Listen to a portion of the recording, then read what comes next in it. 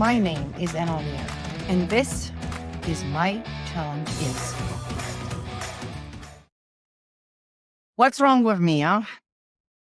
Failing to get out of suffering will make you think that there must be something wrong with you.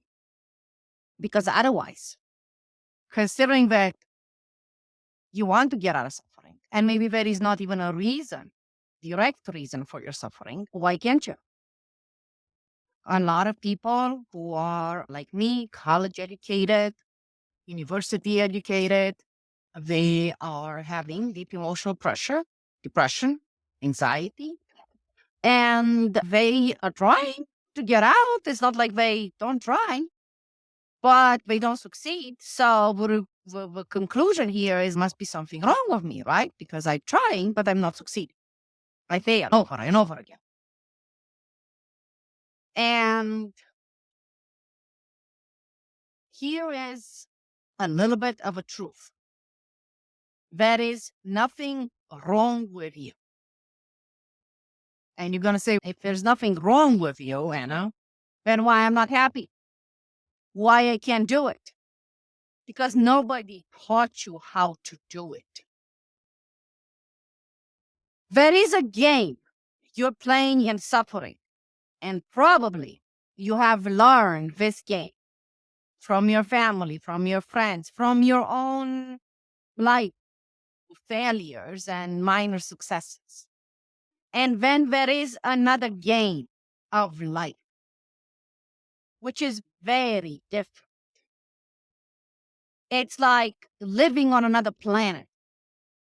That's how different it is. And if nobody taught you that game to play,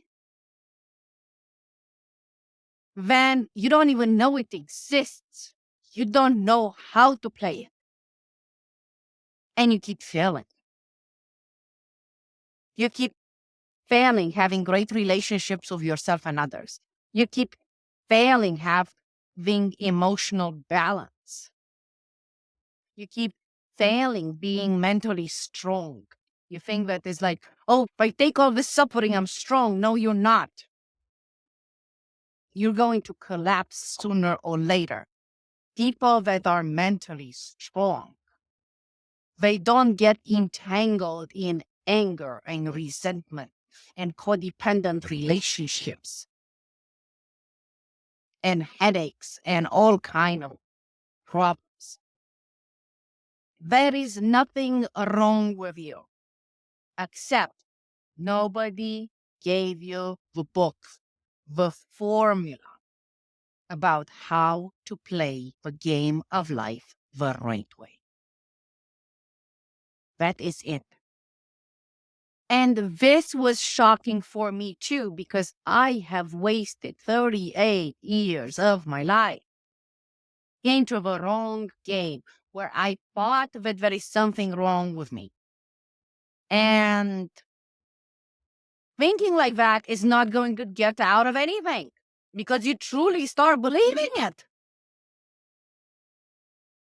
It's like, I must be a little bit more stupid than others. I might just not, be so bright. It's like, I don't figure stuff out. Imagine somebody teach you the wrong notes, an instrument, let's say piano, and they don't teach you the right notes. They teach you the wrong ones. And then you're wondering why you can't play a piece of music.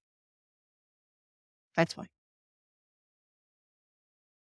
So we do have a formula at Anti-Depression Institute. It's called the Secret Map to Overcome Anxiety and Depression.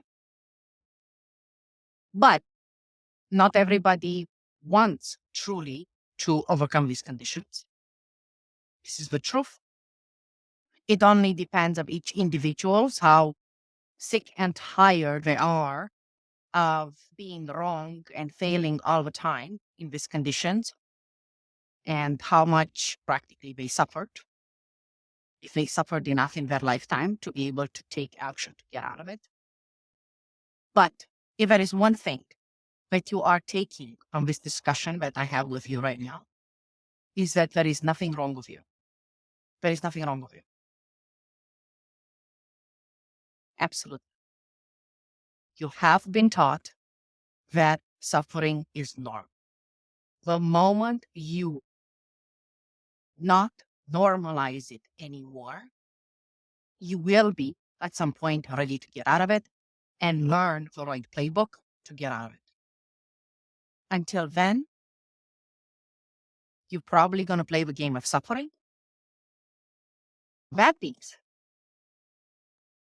I had clients who came to me who turned these deep emotional pressures that they had into a badge of honor. Me, I can take it. I can take it. That is the extreme of defending yourself in a way from the truth.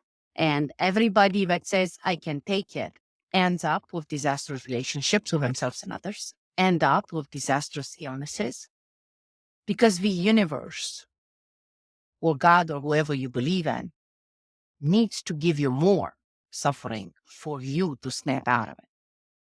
So do not turn this into a badge of honor. You're going to pay the price. I paid with cancer. I paid with my child depression.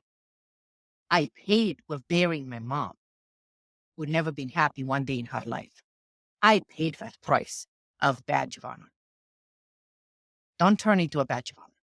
Admit that you have to work on it whenever you're ready. You know now there is nothing wrong with you and you can work on it like everybody else done it. You can do it too. Do not turn this into the other extreme. You're listening to My Challenge Is podcast with Anna Lanier.